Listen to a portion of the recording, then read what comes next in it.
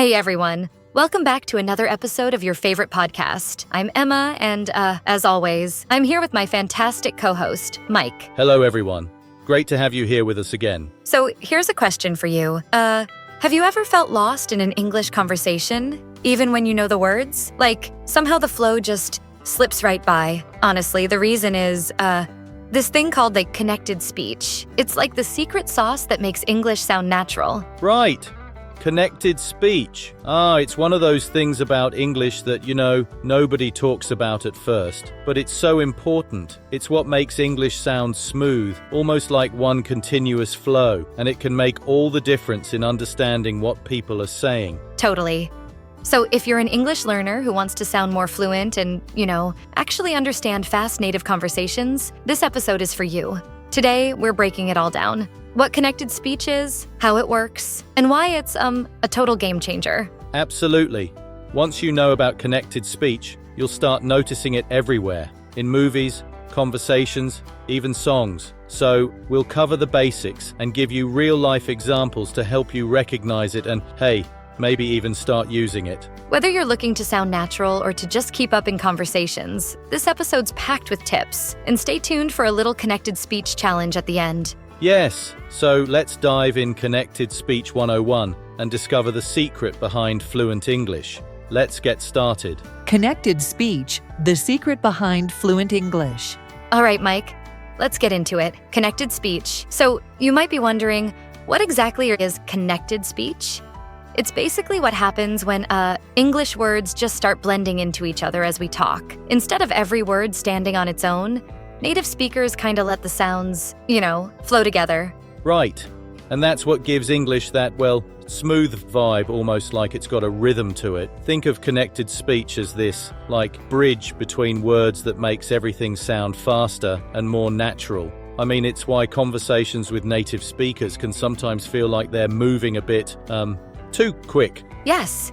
If you're listening to English and it's like, wait, I know those words, but why do they sound like a single blur? Well, that's connected speech working its magic. It's this natural part of English that helps us skip or blend sounds, making speech feel more effortless. Exactly. And once you start to recognize connected speech, it's like unlocking this secret layer of English. You'll hear it everywhere. Movies, conversations, even songs. It adds this hidden texture to the language that really makes it come alive. And honestly, getting a feel for it can be such a game changer. Oh, totally. Once you understand connected speech, you'll hear English as it's actually spoken, not just as you read it in textbooks. So today, we're here to break it all down, give some examples, and show how connected speech really transforms the way you sound and understand native speakers. Absolutely. So stick with us because by the end you'll be able to spot and, who knows, maybe even start using connected speech yourself. Ready to dive in? All right. Now that we have a basic understanding of connected speech, let's turn our attention to the 4 building blocks of connected speech. This part is important and I want you, our listeners, to pay close attention. Let's go. The 4 building blocks of connected speech. All right. So now that we know what connected speech is, let's talk about the 4 main building blocks that really make it work. These are the little, tricks English uses to keep everything flowing smoothly. And once you know them, it's like you're unlocking a whole new level of, understanding. Yes. So let's start with reduction. This is when words get kind of, shortened or relaxed in everyday speech. Like instead of saying going to, we say gonna, or want to becomes wanna. And honestly, we do this all the time. It just makes things quicker and more casual. Exactly. And then we have linking. This is where the end of one word connects to the start of the next, almost like they're, glued together. So instead of saying go on, it might sound more like guan. That linking sound makes everything feel like one continuous flow. Right. And then there's assimilation. This is when sounds blend together to become more similar. For example, don't you often turns into don'tcha, where the sounds kind of, merge. It makes it easier to say fast, but it also makes the sounds less distinct. Yeah, it's like we're lazy speakers sometimes, right? And that brings us to the last one, elision. This is when sounds just disappear. Like in comfortable, we usually don't say every syllable perfectly. Instead, we say something more like comfortable, or with library, we skip one of the R sounds, so it's libri. Exactly. And these four, reduction, linking, assimilation, and elision, are basically the building blocks of connected speech. Once you start noticing them, it'll be easier to understand native speakers because you'll know what to listen for. Yes.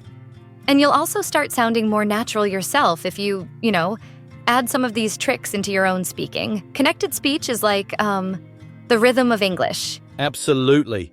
So now that we know the basics, let's move on to some real-life examples of how connected speech shows up in everyday conversations. We are going to play a dialogue for you between two people. Identify the connected speech and break them down. All right, let's listen to our dialogue.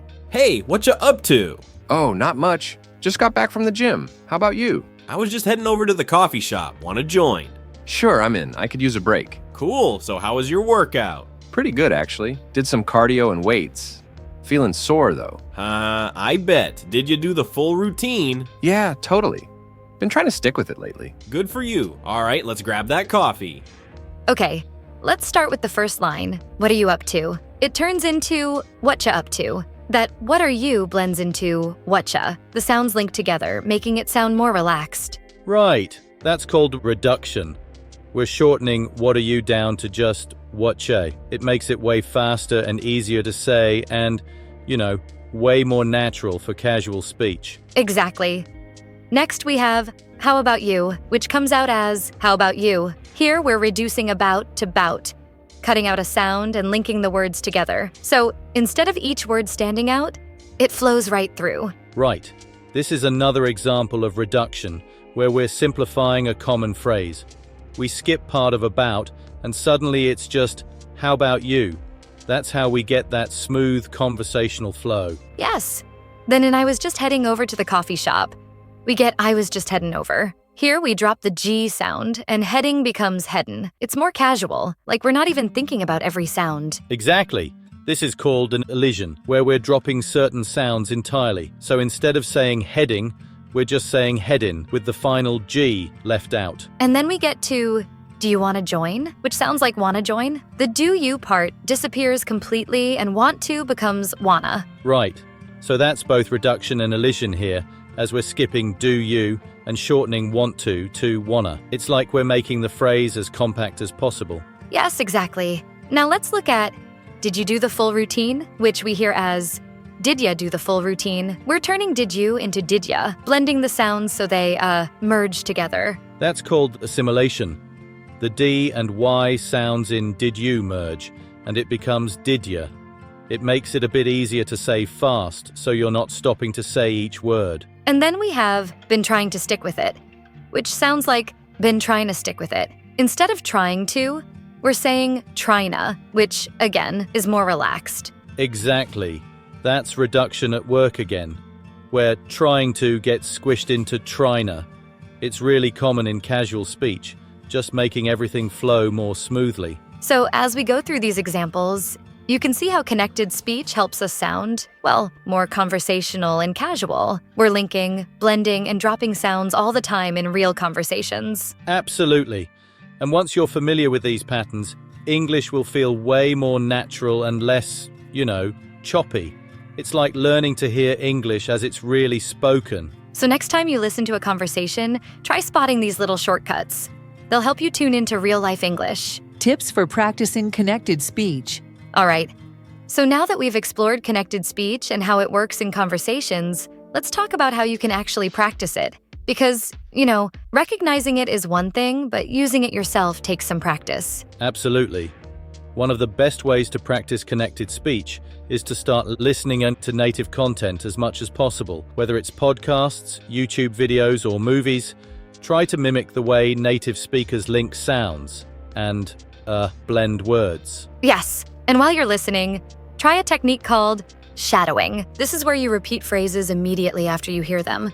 It's kind of like an echo. You don't need to understand every word right away. Just focus on copying the rhythm and flow of the sentence. Exactly. And for an extra challenge, you can also slow down the audio if you need to catch all the connections. Another technique is to Work with rhythm exercises. Try clapping or tapping along to the rhythm of sentences as you say them. English has a natural beat, and when you practice with rhythm, it'll help you feel the flow of connected speech. Yes, and if you want to mix things up, tools like AI voice generators can also let you hear how connected speech sounds in various accents or voices, so you can hear different styles. And let's not forget YouTube channels dedicated to pronunciation and fluency practice.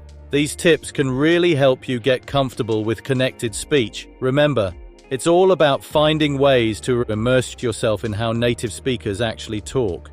The more you practice, the more natural it'll feel. So, give these techniques a try, and over time, connected speech will start to feel like second nature. It's like building a new habit. All right, so now that we've covered tips for practicing connected speech, let's talk about some of the common challenges learners face when they start working on this.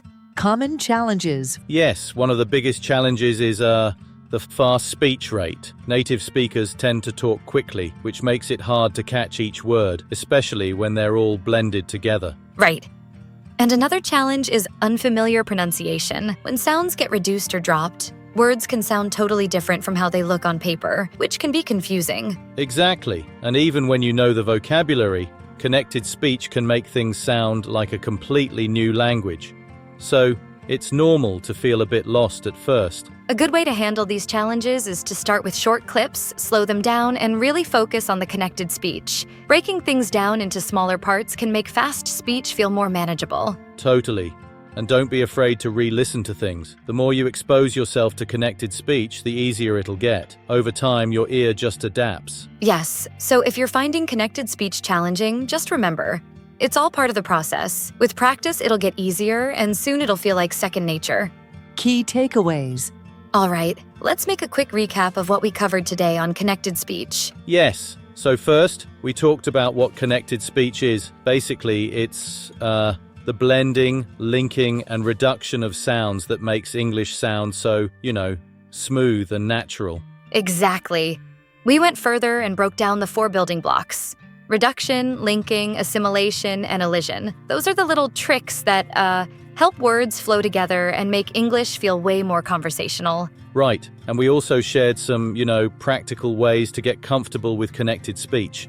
Things like AI shadowing native speakers, using rhythm exercises, and even checking out YouTube channels that really break down real-life English. Yeah, and we also pointed out the challenges too. We talked about how fast speech and unfamiliar pronunciation can make connected speech a little tricky at first, but with regular listening and practice, it does get easier. Absolutely. I mean, connected speech can be challenging, but it's so essential if you want to sound fluent and, keep up with native speakers. So if you stick with it and keep practicing, you'll be amazed at how much more natural and, how effortless your English will start to sound. All right, we've got a little practice challenge for you. We've put together a short dialogue filled with connected speech that you can try at home. Listen to this casual conversation between 2 people, and your goal is to identify the connected speech in action and try to repeat each line. Pay attention to how the words blend together. Think of it as a real-life practice session.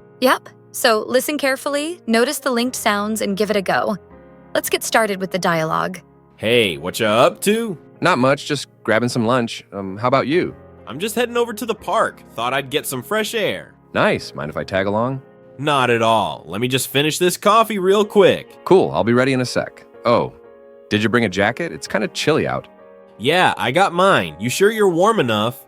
I'll be fine. Just gonna grab my hat, then I'm good to go. All right, let's get moving. The park's not too far from here. Maybe a 10-minute walk. Sounds good. So, what have you been up to lately? Haven't seen you in a while. Oh, just working and trying to keep up with everything. Same old stuff. You? Pretty much the same. Been super busy, but trying to make time to just chill, Yeah, I totally get that. Sometimes you just need a little break to reset. Exactly. Oh, by the way, have you checked out that new cafe downtown? Heard it's got some pretty good coffee. Yeah, I swung by last week. It's nice. We should go sometime. Grab a coffee and catch up. Sounds like a plan. Maybe after our walk, if you're up for it. Sure thing. Let's just enjoy the park for now, then we'll figure it out. All right, lead the way. Well, that brings us to the end of today's episode. We really hope you enjoyed learning about connected speech and, feel ready to start noticing it in your own conversations. Yeah, and remember, It's all about practice. The more you listen for connected speech and try it out, the more natural it'll start to feel. Don't worry if it seems tricky at first. It's just part of the process. Absolutely.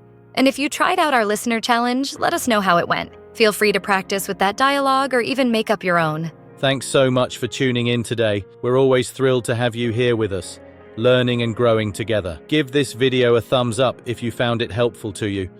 Leave us a review in the comments, your thoughts, even what you want us to talk about in the upcoming episode. And don't forget to subscribe so you don't miss our next episode. We'll be back with more tips and insights to help you on your English journey. Until then, keep practicing, keep listening, and most importantly, have fun with it. See you next time.